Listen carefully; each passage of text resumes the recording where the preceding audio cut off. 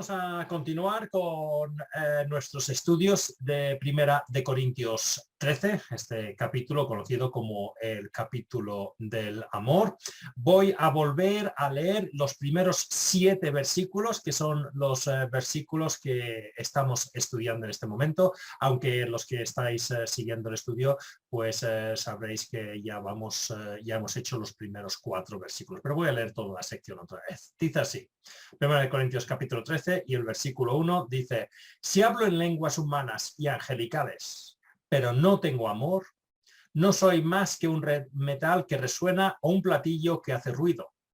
Si tengo el don de profecía y entiendo todos los misterios y poseo todo conocimiento, y si tengo una fe que logra trasladar montañas, pero me falta el amor, no soy nada. Si reparto entre los pobres todo lo que poseo, y si entrego mi cuerpo para que lo consuman las llamas, pero no tengo amor, nada gano con eso.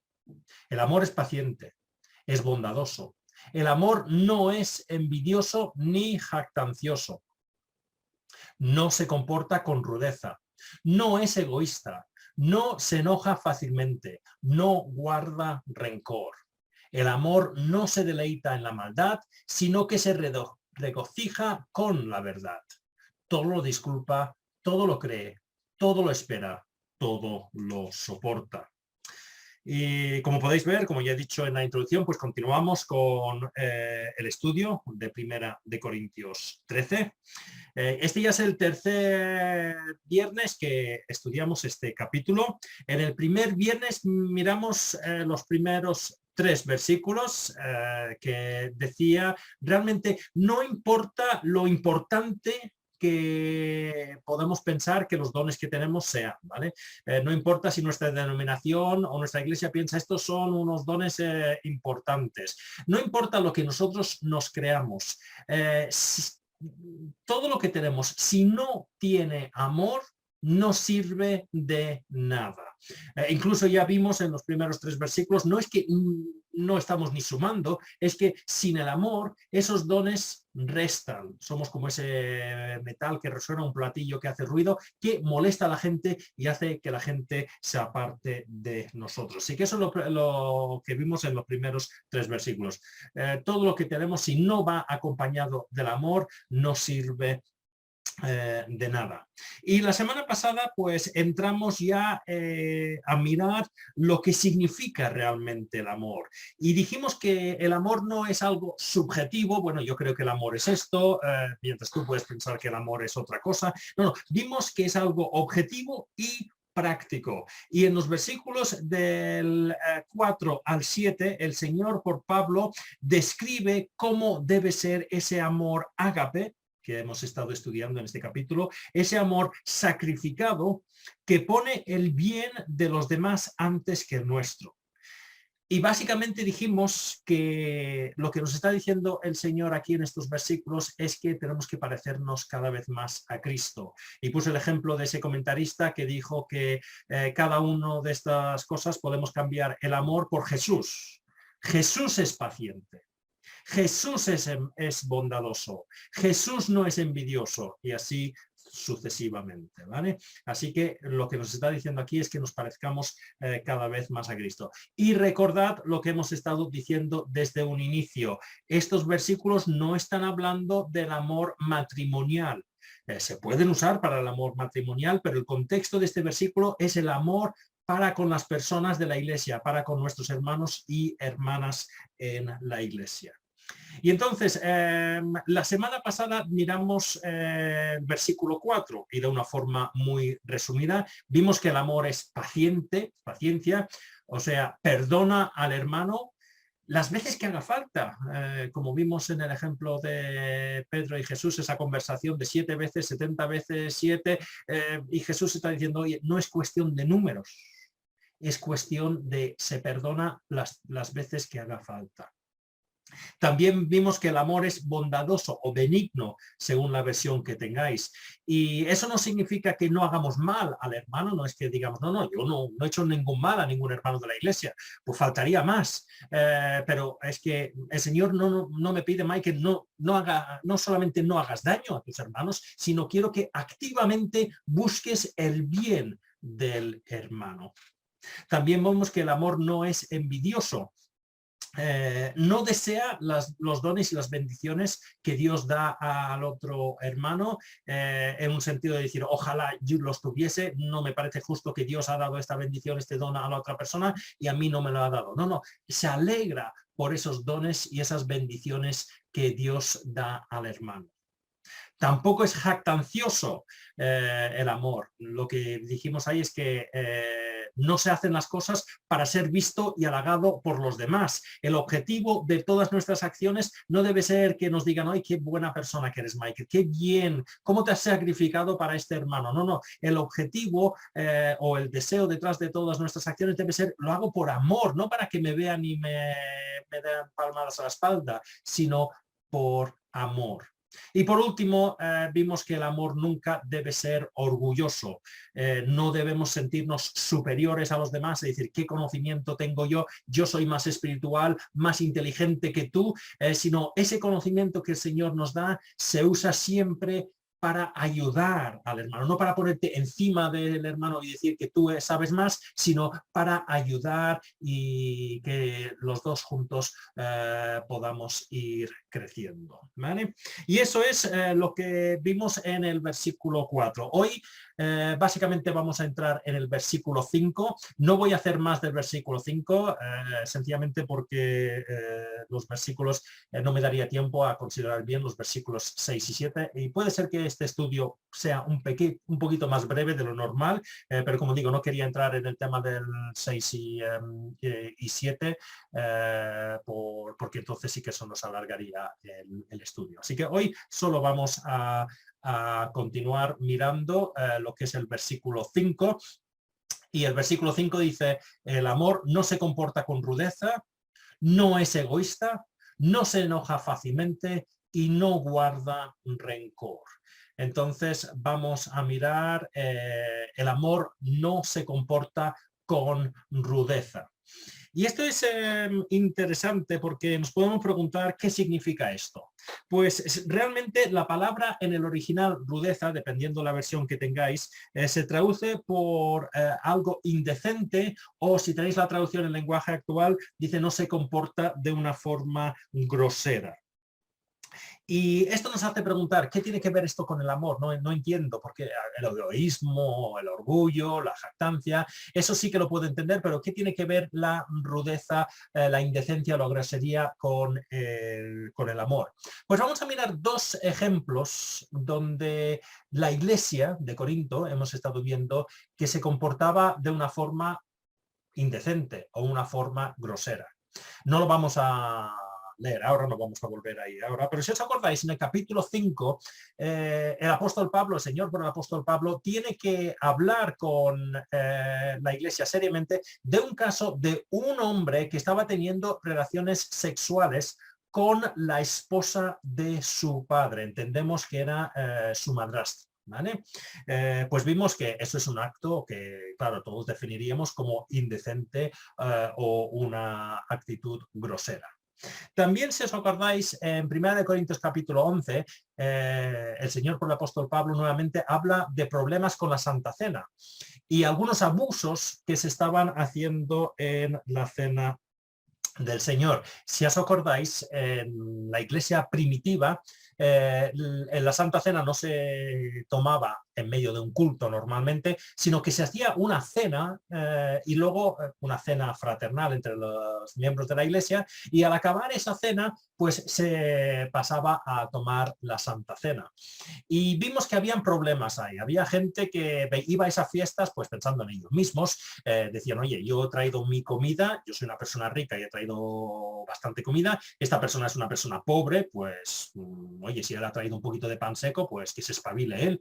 O habían personas que quizás por trabajo y cosas laborales pues llegaban más tarde, pues el resto de la iglesia decía, hombre, yo tengo hambre, no les espero.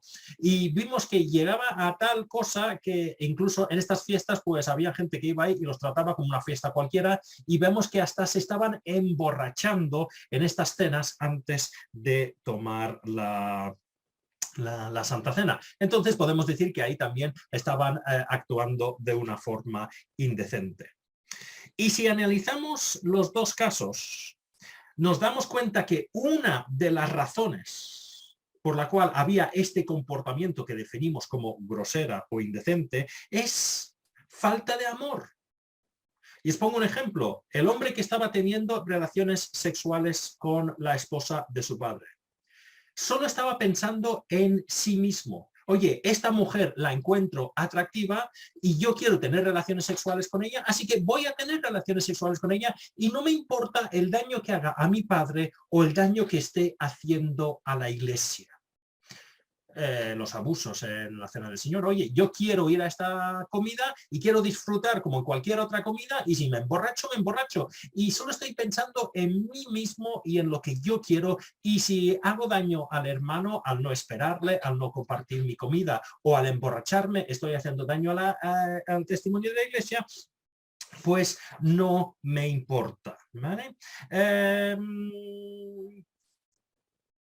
La falta del amor, uno de los rasgos o las consecuencias de falta de amor es que solo pensamos en lo que yo quiero. Y esto es la razón por la cual aquí Pablo está diciendo, si tienes amor, no haces estas cosas indecentes. Porque, ponemos el ejemplo del hombre que estaba teniendo relaciones sexuales con su madre, hasta hubiese dicho, no, solamente por amor y respeto hacia mi padre, y por amor y respeto hacia al testimonio de la iglesia, pues no voy a cometer este acto indecente. Y creo que es importante que, obviamente hay otras razones, otras cosas en las que podemos considerar, pero aquí en este contexto está diciendo, cuidado, porque falta de amor nos hace hacer cosas indecentes porque solo estamos pensando en nosotros mismos y a mí no me importa lo que piensan los demás o lo que afecta a los demás.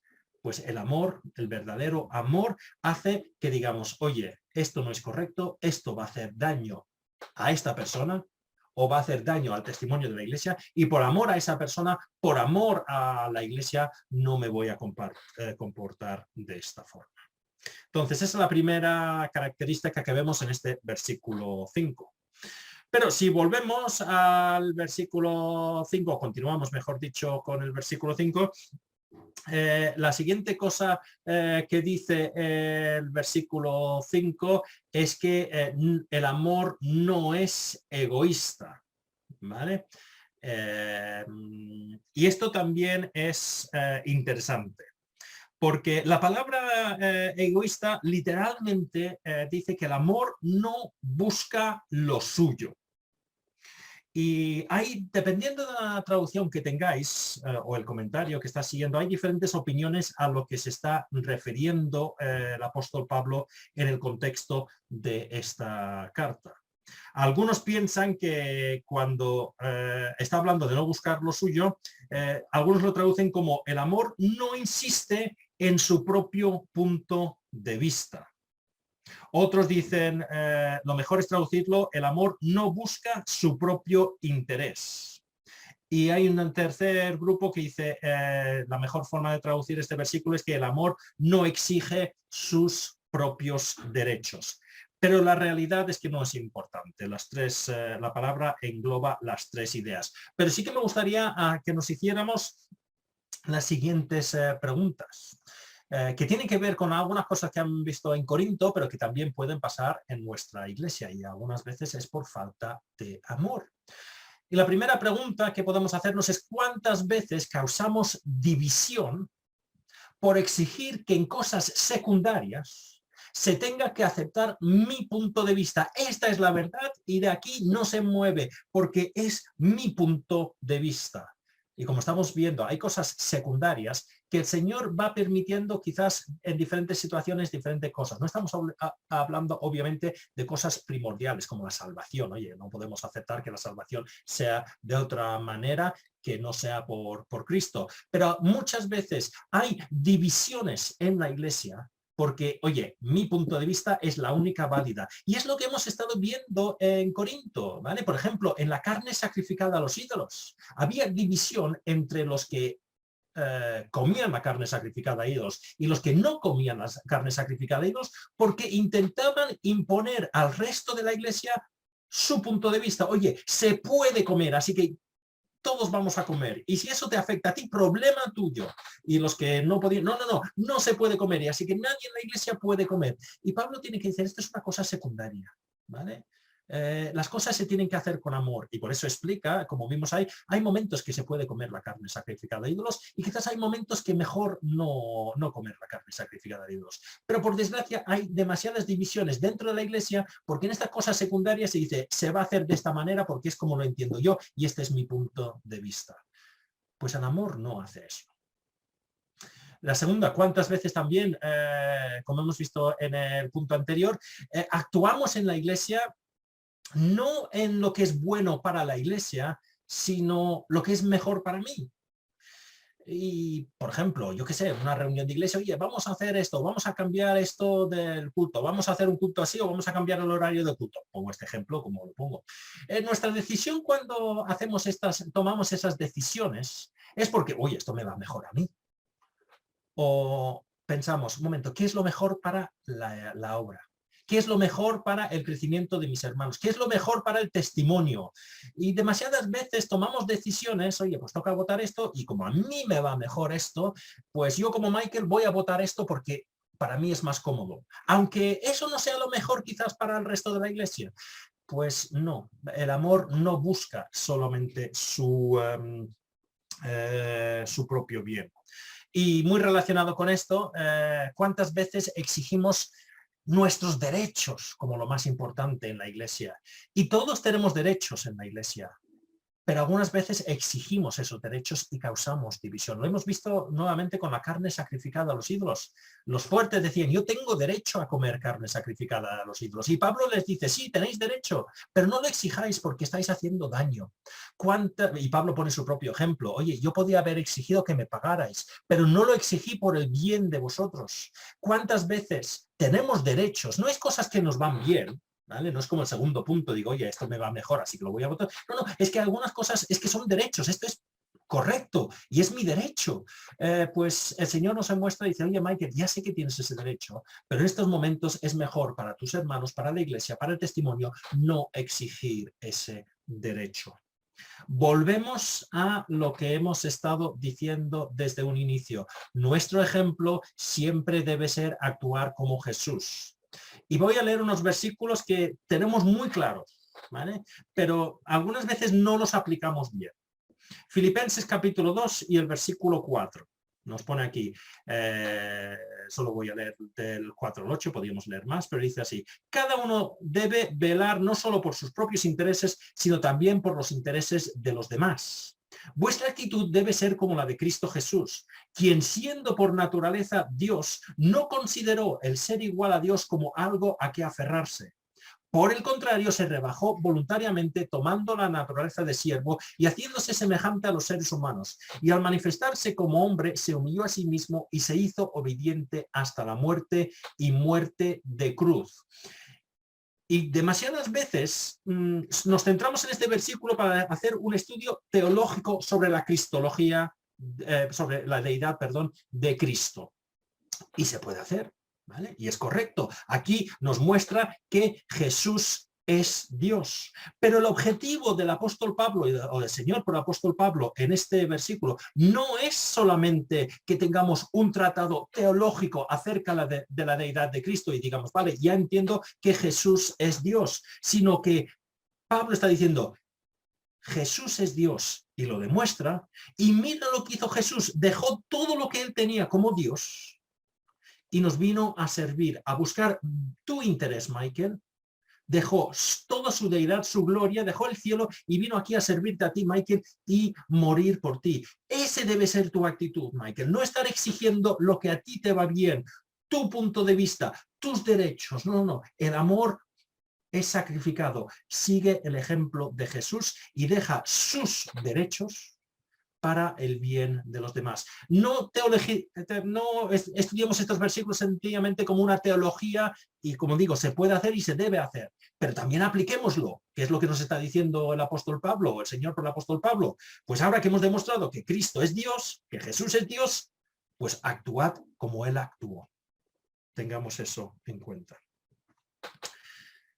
La tercera cosa de las 4 que vemos en este versículo 5 es que el amor no se enoja fácilmente. Y hemos de entender este versículo correctamente. No hemos de pensar que el cristiano se le pida que no tenga sentimientos, ¿vale? Oye, nada, no sientas nada, nunca te enfades, porque eso no es lo que vemos en la Biblia. Vemos, por ejemplo, que Jesús se enojó cuando vio todos esos cambistas, ese mercadillo que se había montado en el templo. No fue a los cambistas y dijo, oye, ¿os importaría salir afuera un poquito? Si os va bien. No, no, no. Se enojó y vimos que actuó de una forma contundente. ¿Vale? También vimos, y si os acordáis, hace unas semanas hice un estudio sobre Hechos, y vimos que cuando Pablo vio la idolatría en Atenas, se le ardía el espíritu, le afectaba. Y vimos, no voy a entrar ahora en lo que vimos, pero vimos que eso significa un celo, un enfado basado en el amor. Y es interesante que el versículo que vemos en Hechos, capítulo 17, que habla de ese, hoy se enardecía, no podía aceptar que hubiese tanta idolatría, pues es exactamente la misma palabra que tenemos aquí en Primera de Corintios. Entonces vemos ahí que Pablo se está enojando también. Pero lo importante es que estos dos casos que hemos visto, es que tanto el enojo de Jesús en el templo como ese enojo de Pablo en Atenas es motivado por la gloria de Dios y por el bien, el amor hacia los demás. Jesús no podía aceptar que la casa de su padre se estuviese convirtiendo en ese mercadillo. No podía ser. El enojo venía de ahí. Y también venía por el amor, porque se estaba haciendo esto en el atrio de los gentiles, el único lugar donde podían entrar los no judíos en el templo para adorar a Dios, y en vez de encontrarse un sitio donde podían adorar tranquilamente, pues encontraban un mercadillo. Pues no, Jesús no podía aceptar que su Padre no fuera glorificado y que personas que quisiesen llegar a adorar a su Padre no pudiesen hacerlo. Y lo mismo vemos en Pablo. Estaba enojado porque dice, es que no están glorificando al Dios verdadero, están glorificando a ídolos. Y por amor a ellos, para que no continuasen en esa idolatría que no tenía ningún sentido, pues Pablo les habla. Y creo que uno de los grandes males de la iglesia moderna es nuestra pasividad. Por desgracia, muchas veces somos como la iglesia de Laodicea en Apocalipsis, donde el Señor dice a esa iglesia, ¿sabes qué? Ni fríos ni calientes. Ni os va ni os viene, ¿vale? Si fuéramos fríos o calientes, si tuviésemos ese ardor, ese enojo correcto que vemos en, por ejemplo, Pablo en Atenas, como dije ya hace unas semanas, seguramente estaríamos evangelizando mucho más. Así que el enojo no siempre es malo, pero obviamente hay otro tipo de enojo que no podemos permitir y del que está hablando aquí. Y es un enojo irritable. Es un enfado descontrolado y dentro del contexto que estamos hablando, seguramente es un enojo o un enfado descontrolado porque el hermano no es como quisiéramos o no piensa lo mismo que yo en todo. Sobre todo como estamos viendo en esas cosas secundarias. Y nuevamente ese enojo viene por orgullo. Como el hermano no piensa igual que yo, me enfado. Porque me está llevando la contraria. Y yo tengo la razón, yo tengo la verdad absoluta en todo. Y me molesta que otra persona no piense igual que yo. ese enojo no lo podemos permitir. El enojo de Pablo en Atenas, como digo, era provocado por el amor que tenía para con los seres humanos.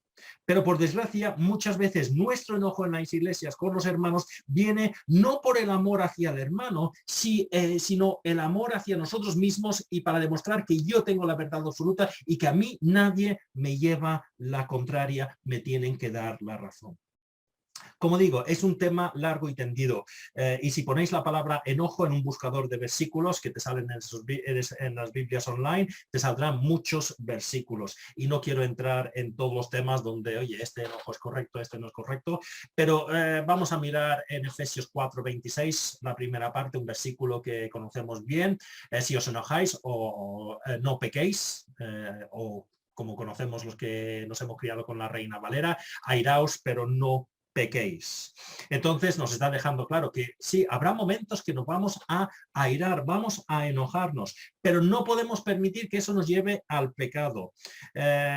Quizás de una forma resumida para el contexto que estamos mirando ahora en Corintios, preguntémonos en qué se basa nuestro enojo.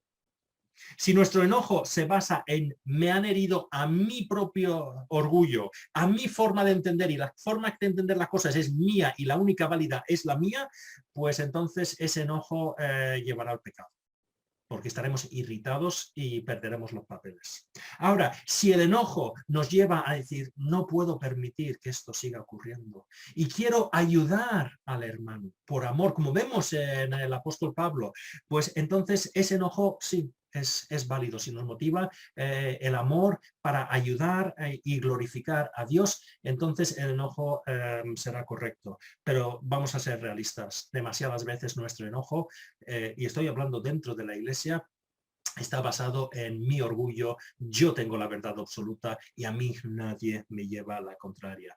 Pues el amor no nos permite tener ese tipo de enojo.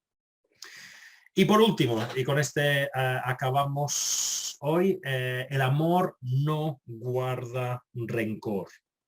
Y la palabra en el original es una palabra interesante. Y es la palabra que se usaba para describir el trabajo de un contable. Pensad que el contable tiene un libro con las entradas y las salidas. Y dice, vale, pues aquí el Pepe, yo le he pagado, yo le he pagado 50 y él me ha pagado 100. Así que 100, 50 menos 100, pues le debo a él 50, ¿vale? Estoy en su deuda 50. Pero Juan, pues yo le he pagado 20 y él me ha pagado 10. Así que él me debe a mí 10, ¿vale? Y eso es el trabajo del contable, entre otras cosas, es mirar, oye, a quién debemos y quién nos debe.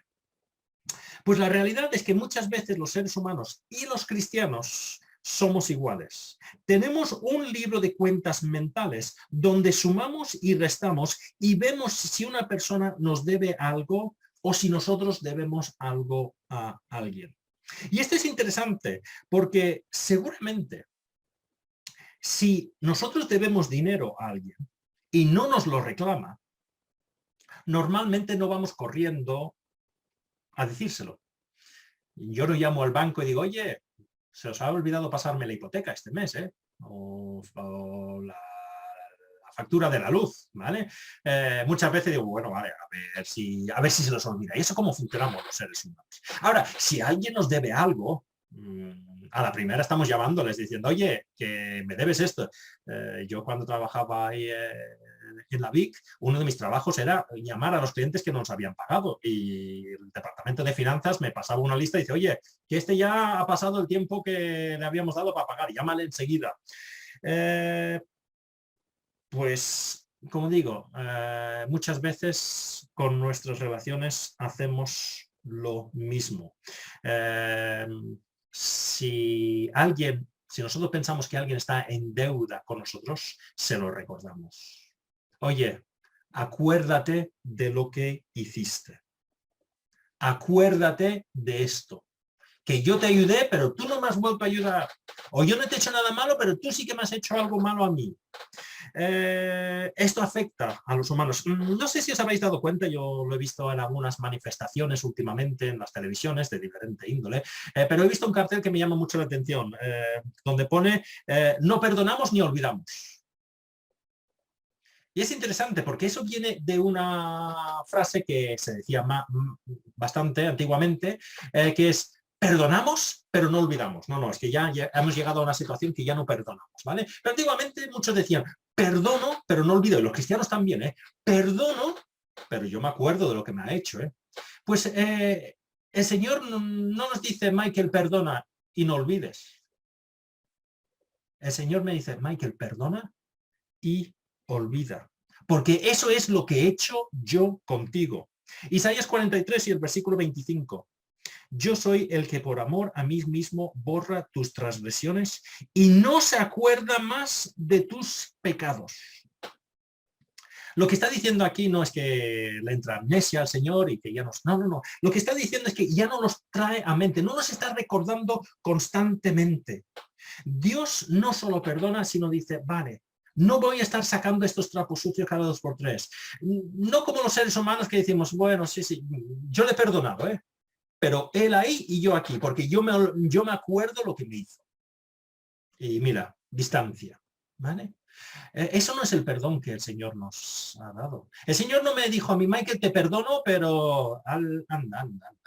Mira cómo te has acordado. Mira que te rebelaste contra mí. Mira todas las cosas malas que has hecho. ¿Vale? Te perdono, no te voy a castigar, pero tú ahí y yo aquí, ¿vale? No, eso no es lo que el Señor ha hecho. El Señor ha dicho, te perdono y no te estoy sacando cada 2 por 3. Ay, ¿te acuerdas lo que hiciste? Cuando yo le pido algo al Señor no me está diciendo, pues Michael, ¿me pides esto? ¿No te acuerdas lo que eras? ¿No te acuerdas lo que hiciste la semana pasada? No, el Señor no es así.